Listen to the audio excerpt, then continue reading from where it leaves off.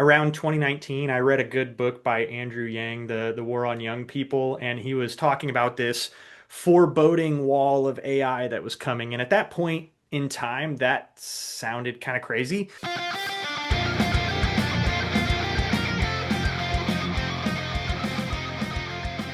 Welcome to Fry Your Chickens, the podcast about facing fears, negativities, and self-doubts that can hold us back.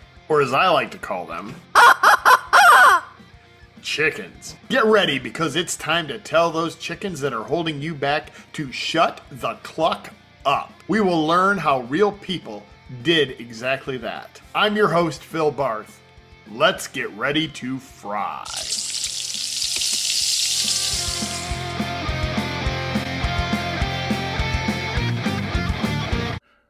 Today's guest on the Fry Your Chickens podcast suggests that the key to better organizational performance may not necessarily be technology,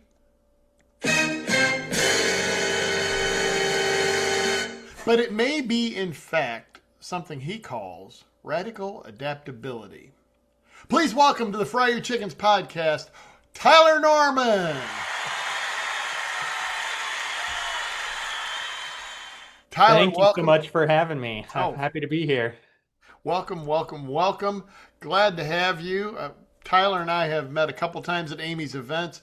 We were sharing the stage in Orlando last week, and I said, I've got to get you on the podcast. Now, I came home and started working on the podcast, but I understand you took another trip before you came home to do another speaking event. Tell me about that. Let's get started with that.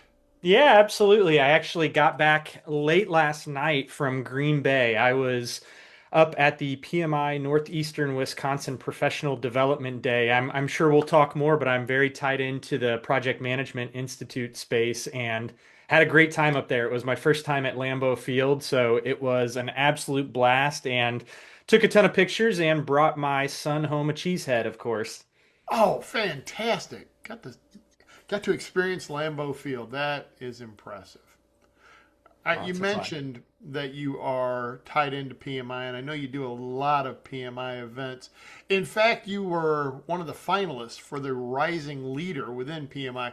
Tell me about that. Tell me about being a finalist and what led to you getting to be a finalist in that space.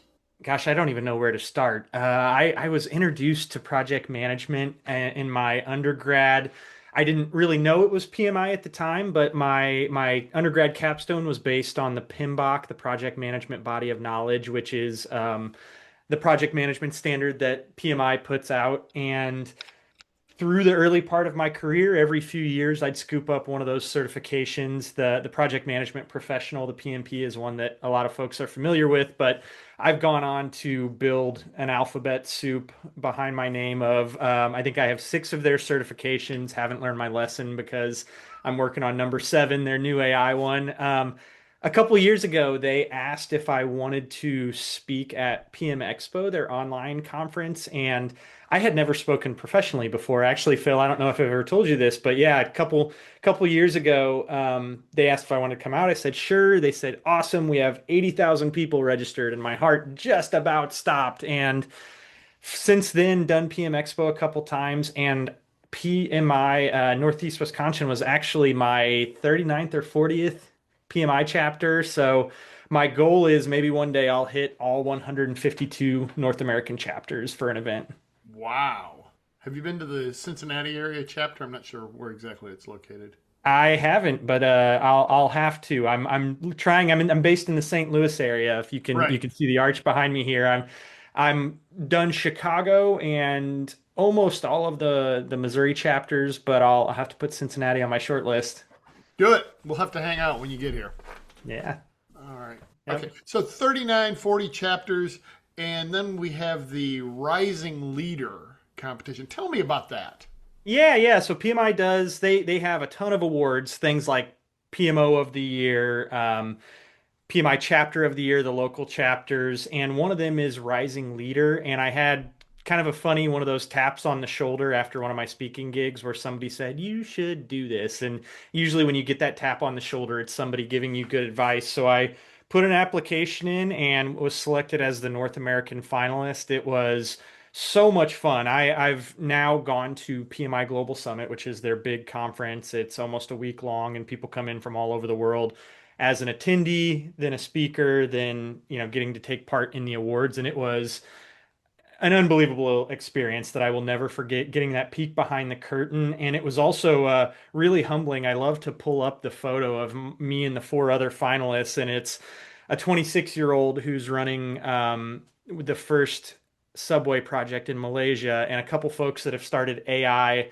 training companies and project management communities. And the gentleman who actually won the overall global award is a major player in the Angolan space program, and in his spare time has led the planting of a few million mangroves for coastal reclamation projects. So it was one of those moments you kind of look around and go, "Oh my gosh, this is, what am I doing here first and foremost?" And a lot of fun. That's great. Where was the conference for the Yeah, global? this last year was in Phoenix. Phoenix. Okay. Nice. So you're Yep, on the and actually, stage. Go ahead. this falls in Detroit, so would highly recommend for your listeners if you like an opportunity to go to Detroit. That's Global Summits this fall. I, Very I cool. haven't been to Detroit for a while, and I know people are like, "What are you talking about Detroit as an attraction?" But it was nice the last time we were there, and you know, I'm originally from Cleveland, so I do turn my nose up at Detroit a little, but not much. It's a story of revitalization. I'm excited to check out their downtown. You are currently working with Scholastic, the Yep. book company. They've been around for a while because way back when I was in school, I remember Scholastic and the books. So tell me about your job first at Scholastic, and then we're going to talk about how you got to where you are. Yeah, absolutely. So I am at Scholastic, like you said, and yes, the company's been around for over 100 years. I've been with Scholastic for about 4 years, and I am a director of strategic supply chain programs, which is a mouthful. That I sit on our supply chain and fulfillment and with the leg in technology. So think like warehouse execution systems, gotten involved in some fun digital twin tool development for optimizing supply chains. And one role that I particularly enjoy is partnering with our technology PMOs to push out best practice. So I mentioned spending a lot of time in the PMI space and developing skills and getting certifications. It's a lot of fun to be able to play a role of spearheading, pushing out best practices across not just my team, but many other teams, and helping other project managers to do their best work also. Excellent. So you're at Scholastic and have been for 4 years. Where did you get your start? Yeah.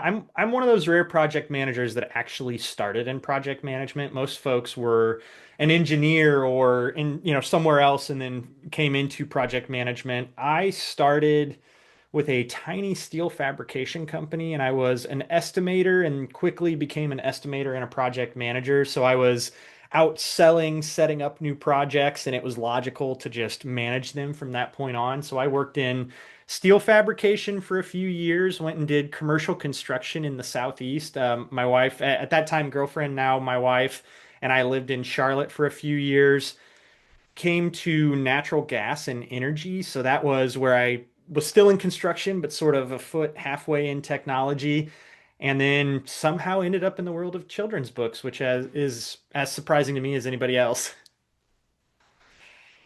I do like the background though there, and starting as a professional project manager, and actually not. I mean, like real projects. When you're talking construction, that is a not that the others are fake projects, but there are some serious dependencies. I came from manufacturing, Yeah, so yeah. when you're building or retooling a paper machine, that is some serious project. Yeah, absolutely. It was a lot of fun, a lot of time on job sites, a lot of time out in the elements. Yeah, trying to figure out big, complex projects. It's when I was in Charlotte, it was a lot of fun. They were apartment buildings. A lot of the projects were very similar, but the scale was the challenge there. At one point, I had projects going with 2,500 on-site staff across 9 states, and trying to corral all of that and ensure that the people on the sites had the information and materials they needed at the time they needed it was a fun challenge. I'll put it that way. So you learn a bit about project management when you're thrown into the fire like that. Absolutely. Tyler, your keynote in Orlando talked about something that we touched on in the very introduction. It's something you like to call radical adaptability.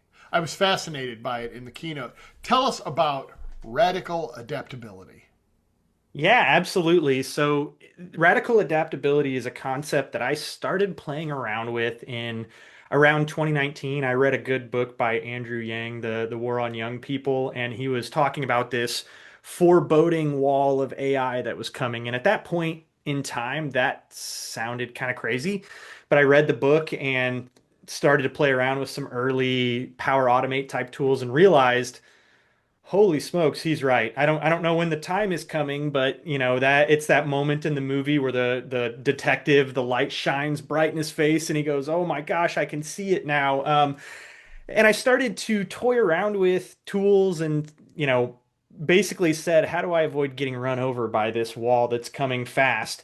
And since then, I've gotten a lot wrong. I've shared it with other people. I've gotten feedback, and I've come up with this, what I like to call radical adaptability. And it's something that I split into the levels of individuals, teams, organizations. And it's kind of analogous to there's a lot of talk about enterprise agility right now, being nimble at an enterprise level. And I would say it's not exactly the same thing, but it's a similar concept. And where it becomes more actionable is at the individual level. So, I won't turn this into a 45-minute keynote, but just to give some very high level context so that your listeners can understand what we're even talking about.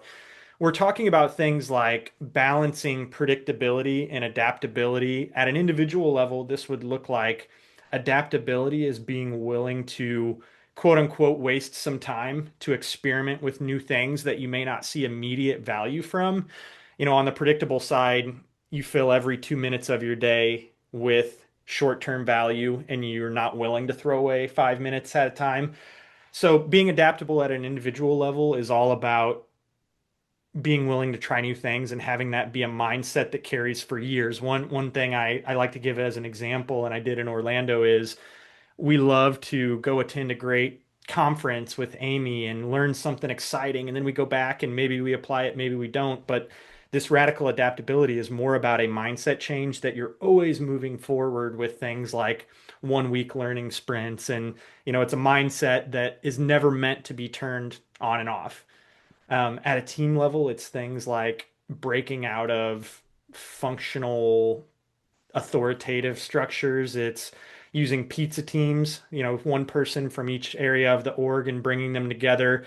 It's also things like breaking up committees.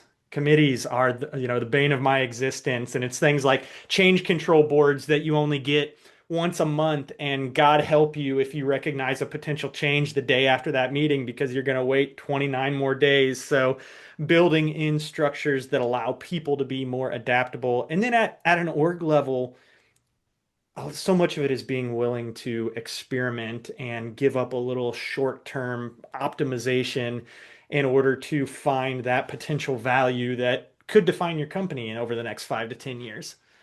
So that's super high level, but hopefully that gives a little bit of a sense of what we talk about. Oh, absolutely. I love that. I remember thinking as you were telling that, talking about that in Orlando, thinking that's what I'm trying to do. I try to take 1 hour a day and do some sort of investigation, skunk work, something that because it's fun. Now, does it happen every day? No, I can tell you right now. I'm wrapping up Orlando and getting ready for Toronto. It's been the minute by minute this week. But in general, that is where you find the value. That is where you get the talking dogs. And she's backstage right now, but she'll be here in a bit. That is where you make those leaps forward, is just trying new things and not being tied to, oh my gosh, I have to spend 10 minutes here, 15 minutes there. So I am 100% behind you. And as a former employee who worked at large companies where we had change control boards and had to have the monthly presentation if your project tripped certain triggers, I will say some project managers, and I'm retired, so I was one of them now, I can say that, would cut their estimate to just underneath whatever the trigger was that would send you to the monthly change control board meeting because, oh, sorry, this month's agenda is full. We'll put you on next month. So I believe they were looking at new ways to do that after I retired, and I certainly hope they were because you're right. Committees are the bane of our existences. Yeah, yeah. And what you're describing, the slavery to the systems, it's so common. I work with a lot of young project managers and do a lot of mentorship and coaching. And it's funny, there's this learning curve that it's natural, but a new PM doesn't understand the governance they're learning. When they get good, they apply the governance really heavy-handedly and they govern well, but they slow their projects down and they stifle innovation. And when they get great, they start to learn how to apply the governance in ways that provides the guardrails but doesn't lock things into train tracks. That's exactly what you need. Yep. I do remember that the one exception after a while was if you were working on a business project and they had me start working on business projects and most of my IT friends didn't like me too well after that. It's like, oh, have fun at the board. I'm going to go do some real work. Yeah, yeah, absolutely. And it's that balance. You have to have the governance. It can't all be, and that's one thing I talk about in my keynote is we all love to dump on the predictability, but at the end of the day, predictable Peter, as I introduce, he's probably pretty good at his job. And adaptable Annie has to make sure that she's providing enough short-term value that she doesn't get shown the door too. So you can't have entirely predictable work or entirely adaptable, but it's finding that balance and ensuring that you're maximizing your total value in terms of both short and long term. That's really the key. And it's so interesting because different organizations look at it differently. It's been fun to do this session for about the last 6 months. I learned very quickly not to anchor to technology because AI is what we're talking about now, but we've got different flavors. It was all predictive, Gen AI, LLMs were all the buzzwords a year ago. Now we're starting to feather in more things. Agents, that's the buzzword now. Everything. I'm sure when you and I get back together in Orlando next year, there will be a whole new set of buzzwords. So it's one of those things that it's all about the mindset and not anchoring to what's the unique technology of right now today. It's the mindset, not the skill set. Yep. Absolutely. Oh, I love that. I'm gonna steal that exact phrasing because it's so on the money. Yep. You, with I give it to you with no conditions or strings attached. All right. Speaking of AI, and we also talked a little bit about talking dogs. It is time for Darcy to come from backstage and ask you a question. So here's Darcy. Hi, Tyler. Here's my question. In a world full of squirrels, how do you stay adaptable without chasing every shiny object? Bye, Tyler. No, no. I don't know why she has to do that when I said well, you only got one question. So, very friendly dog and wants to know you want to be adaptable, but how do you keep from chasing every shiny object? Darcy likes to chase squirrels, so she needs a little advice here. Yeah, absolutely. And I can't help but giggle every time I see Darcy. I laughed in Orlando and I'm laughing today. That is the exact right question. And what's good is I don't have to create something novel. For anyone who's done agile software development, you have the tools already to avoid chasing squirrels and optimize your efforts. So the way I think about this is I use a similar to a product backlog approach where you have use cases and user stories out there and you think in sprints and you avoid that urge to plan far ahead. I use learning sprints, things like a week or two focused on a very specific topic. And I have a backlog of learnings at any given time. And as I see new technology and new things, I manage my backlog the same way a product owner would in agile software development. So the way I manage it is I try to keep kind of a full vision of what's out there and I'm prioritizing what's most important to me. And then I have my sprints where, as an example, a couple months ago, I decided for a week straight I was only going to send emails that were dictated through my microphone to Copilot to write the email because I wanted to figure out if I could make that fast. And for that week, every time I'd be cruising social media and saw some other new exciting tech thing and wanted to get distracted, I would say, no, I'm in my 1 week learning sprint. I'm learning this. I'm getting good at this. This is my focus. Let's put it on the backlog. Let's prioritize it. Next week, that might be what I tackle, but I'm doing this week. And so that agile approach that is exactly how you use it in software is what I lean on to avoid that paralysis by analysis and learning a great many things at 10% depth and none of it in any meaningful way. That is great. If you've listened to this podcast or talked to me for any period of time, you know I'm a big, big fan of Getting Things Done, the book by David Allen. And one of the things he recommends is when those squirrels, he doesn't call them squirrels, I do, when they come in, you put them on a backlog. Just like it's agile, just like it's a sprint. Focused here, this is where I'm making the difference, this is what I have to do. But you don't just say, I'm going to think about it later, because you're in the back of your mind is going to say, don't forget the squirrel, don't forget the squirrel. You put it on a backlog, you put it in an inbox, you put it somewhere so you can hold it and attack it later. And I am totally going to try and come up with a couple of 2 week sprints for new things when I get back from Toronto next week. Yeah, yeah, absolutely. I even this is totally off topic, but it's fun and it's relevant to that. I use that when I'm trying to go to bed at night and my project manager brain wants to spin like a hamster wheel. I have a sheet of paper next to my bed that all I do is when my brain starts to spin, I write it down and I say it's documented, it's there. I can let it go from my head. And for some reason that works fantastic for me to get to sleep at night. Oh, I have a small notebook and a 4-color pen right by the Yep. bed. Yep. Because if you wake up in the middle of the night, you got two choices. Forget the thought, go back to sleep, and then the next morning sit there, go, what was it? Or you wake up at 3 and you're still thinking about it at 4 because you don't want to Yeah. forget it. So I am right there with you. Notebook and pen right beside the bed, and quick note and back to sleep. Absolutely. So obviously, great minds think alike, and so do we. Love it. All right.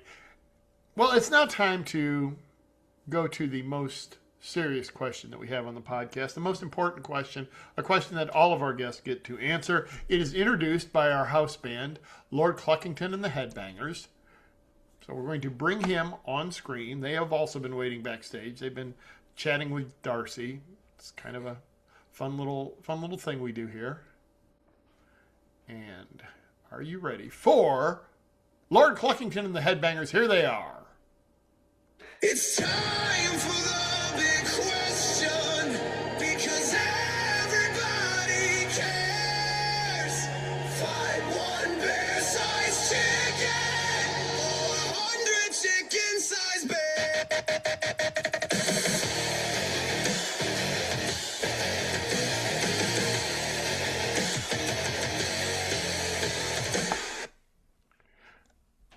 All right, ladies and gentlemen, it was Lord Cluckington and the Headbangers with the most important question. Honestly, I love AI, but this is a thing that concerns me a little bit. That video is starting to look a little bit dated, and it's only 2 or 3 months old, so may need to do a new Lord Cluckington video. Stay tuned. But anyway, the question will stay the same, new video or old video, and the question is this. Which would you rather fight? One bear-sized chicken or 100 chicken-sized bears, and why? I have given this more thought than I care to admit to you. When you told me the question was coming, I don't want to admit, but it's measured in hours. So my brain went to chickens are let me give you the answer and then I'll explain why. My answer is that I would rather fight 100 chicken-sized bears because chickens are dinosaurs that have evolved over time. They're scarier than you think. I grew up in a small town, so while we never had chickens, I've seen them operate, and they're no joke when it comes to veracity. So for me, the thought I had, I was thinking about how would I fight these. So, my wife and I are in the triathlon space, so I'm far from fast, but faster than maybe the average bear to hit your punchline there. So for me, I think if I was dealing with chicken-sized bears, I could run and get some separation and take on a couple at a time. I'm probably still hosed, but I think my odds are much better with that and trying to break off a couple at a time and do my best, kickball on the playground impression than I ever would be with a chicken-sized or I'm sorry, a bear-sized chicken. I think I'm toast because it that big, I'm not getting away from it. It's faster than me. That's probably all she wrote. Yeah, Yeah. yeah. Well, and if you're into triathlons, you could outswim them too. That's true. That's where I should have gone. I just, yeah, get a No, houseboat and hang out. Yeah. I'm It's not like putting words in your mouth. isn't that zombie apocalypse rules? You just get the houseboat and hang out in the middle of the lake. There we Yeah, go. yeah, exactly. Catch Yeah. fish. Life I is I good. do have to quick aside. As I'm watching your video, I'm so curious about the prompt that created that video, and I would be very curious as well when you run the two, the difference between the old and the new. That would be super intriguing to see a few months ago and today's. Okay, that's a LinkedIn post. Absolutely. The prompt I will have to find. I will put the prompt in the show notes. Awesome. And I think a new one would be nice. I am 90% certain that the entire thing was done in HeyGen. Yeah. I've used Veo for some things too. It wasn't done in Sora, and the new one obviously won't be done in Sora because Sora Right. is no Mora. But yeah, it was. I think it was all done in HeyGen, and I said, here's the picture of Lord Cluckington, aka I took a picture of the Red Rooster of Regret there Yeah. on screen, and I want him plus other rubber chickens. The music was done in Suno. All of my Okay. music is done in Suno. I don't think I had Darcy singing in the keynote, but she does have a wonderful singing voice. And that was all put together in Suno. Oh, yeah, absolutely. Darcy was singing at the end of the keynote in the Barbershop Yeah. Quartet. That was That's done, right. the music was done in Suno, and then the video was done in HeyGen. And speaking of things that you hate to admit you spent hours on, the the barbershop quartet. I mean, did I have one? Did I have a version done within an hour? Absolutely. Did I sit there and keep coming up with new versions and new tunes and new? Absolutely. Just because I wanted to. So Yeah. every You once in a you while, may already do this, but one thing I do a lot is I have one tool give me a prompt for the other, and I say it created the video, it's pretty good, but I'm looking for a little bit more of this in the video. Give me update my prompt to get a little more of this on the back end. So it's almost like circular prompt engineering. I do like that. That's very meta. I may have to Yeah, try that. it's I have found that to be much faster than okay, tweak the prompt, run again, tweak the prompt, run again. Yeah, I like that. I have used that when getting an answer from one model because they don't Hmm. get offended, right? If you Right. tell Chat GPT, look, I want to see what Claude has to say, write me the perfect prompt for Claude, it will. Yeah, when I hit my token limit in Claude, I say, perfect, package this up so I can run it to another tool. Yeah. Yeah, that happens a lot quicker than you would think, doesn't it? Yes, it does. All right, so we did come up with a serious answer to the question, a very well thought out answer. I will tell you that my follow ups are that I will put the prompt in the show notes. And the other follow up I have that I will make sure you are counted and part of the final here's what happened or here's the score is how many people are picking chickens, how many people are picking bears. And As of today, what's your front runner? I'm going to, my gut says it's bears. Tyler, this has been a thoroughly enjoyable conversation. I enjoyed talking with you in Orlando. I'm glad that you could give our audience kind of a piece of what the keynote is. If you in the audience have a chance to hear this man speak, by all means, do so. Tyler, where can we find you on social media? Yeah, LinkedIn is easiest, Tyler Norman. I also have a website that serves as the hub for my speaking, some podcast stuff, and date TBD this fall, but I've got a book coming based on one of my other sessions as well. That website is navigatewithpurpose.com. Awesome.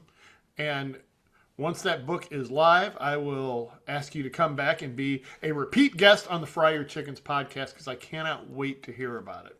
Awesome. Yeah, I'd love to. All right. Tyler, have a great day. Thank you again. And to everybody out there, keep frying. Hey, it's Phil. Like today's show? Well, you'll clucking love my Fry Your Chickens newsletter on LinkedIn and Substack. Links are in the notes.